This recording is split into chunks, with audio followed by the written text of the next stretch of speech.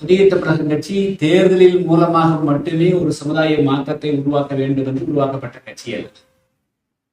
தேர்தல் என்பதும் ஒரு களம். அதாவது சட்டமன்றங்கள், நாடாளுமன்றங்களிலே எல்லோருக்குமான குரல் இருக்க வேண்டும் என்பதற்காகத்தான் சட்டமன்றங்கள், நாடாளுமன்றங்களிலே பங்கேற்கிறோம். புதிய தமிழகம் கட்சி காம்ப்ரமைஸ் இல்லாம, சமரசம் இல்லாம எடுத்த கொள்கைகளை எல்லா கொள்கைகளுமே வலுவா போராடிட்டு, இன்னும் சொல்ல போனா இப்ப கூட நான் 98 எப்படி மாஞ்சோலை தேயிலை தோட்டத்தோட இன்னைக்கு வரலும் அந்த மாஞ்சோலை தேயிலை தோட்டத்தோட இன்னைக்கு இருக்கிற அரசு 99 நாங்க 8 மணி நேரம் வலியுறுத்தி போராடிய போது அதை கூட ஒத்துக்காம கம்ப்ளீட்டா லத்திஞ்சார்ஜ் பண்ணி 17 பேருக்கு தமிழ்நாட்டில் கொண்டாங்க.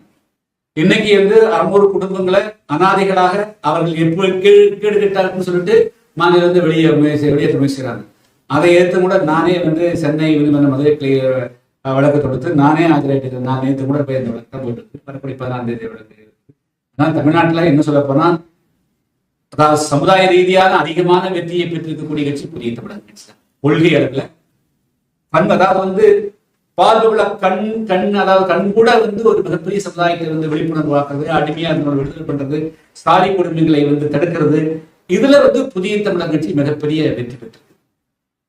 மற்ற எந்த கட்சியை விட இன்னைக்கு அணித்தரமா போனா இன்னைக்கு ஆயிரக்கணக்கான கிராமங்களை விடுதலை பண்ண கட்சி புதிய தமிழகம். அதே தேர்தலில் வெற்றி பெற்ற நாடாளுமன்றத்துக்கோ சட்டமன்றம் போன எல்லா கட்சியால அதெல்லாம் கிளைம் பண்ண முடியாது. சாதனை என்று சொன்னால் அது புதிய தமிழகம் தான் சொல்லணும். 22,000 கிராமங்களில் ரெட்டை டம்ளர் ஒழிச்சது புதிய தமிழகம் கட்சி. கண்டதேவில தேர்தல் பிடித்து உரிமை பெற்ற கட்சி புதிய தமிழகம் கட்சி. தமிழ்நாட்டில் இருக்கக்கூடிய 18 லட்சம் அரசு ஊழியர்கள்ல 18% பட்டியலின மக்களுக்கான இடஒதுக்கீடுகள் முறையாக வழங்கப்படவில்லை என சட்டமன்றத்தில் போராடி வெள்ளையறிக்கை பெற்றுக் கொடுத்த கட்சி நாங்க. 53 ரூபாய் சம்பளம் பெற்றுக் கொண்டிருந்த 10 லட்சத்துக்கு மேற்பட்ட தேயிலை தோட்ட தமிழ்நாடு தேயிலை தோட்டங்களுக்கு 454 ரூபாய் பெற்றுக் கொடுத்திருக்கிற கட்சி புதிய தமிழகம் கட்சி.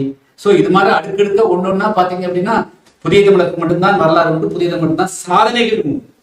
சட்டமன்றத்துல வந்துட்டாலே எல்லாமே நடந்ததாக, பாராளுமன்றத்துக்கு போனதாக இல்லை. அதாவது என்னன்னா, உங்களுக்கு வேட்டியா துண்டா அப்படின்னு ஒரு கேள்வி உண்டு. ஆச்சா, துண்டை இழக்கலாம், வேட்டி இழக்க முடியாது. அது மாதிரி துண்டு வேணா எடுத்துட்டு போயிருக்கலாம், ஆனால் நான் வேட்டி எடுக்கிறோம். நாங்க மட்டுமல்ல, லட்சக்கணக்கான தென்தமிழகத்தில் இருக்கக்கூடிய தேவேந்திர வேளாளர்களுக்கும் வழக்கக்கூடியவர்களுக்கும் ஒரு மரியாதை, மதிப்பு, அவருடைய அந்தஸ்து, அவர்களுக்கு பாதுகாப்பு அப்படின்னு உருவாக்கியதுதான் அது புதிய தமிழக கட்சியினுடைய போராட்டத்தாலும் அர்ப்பணிப்பாங்க.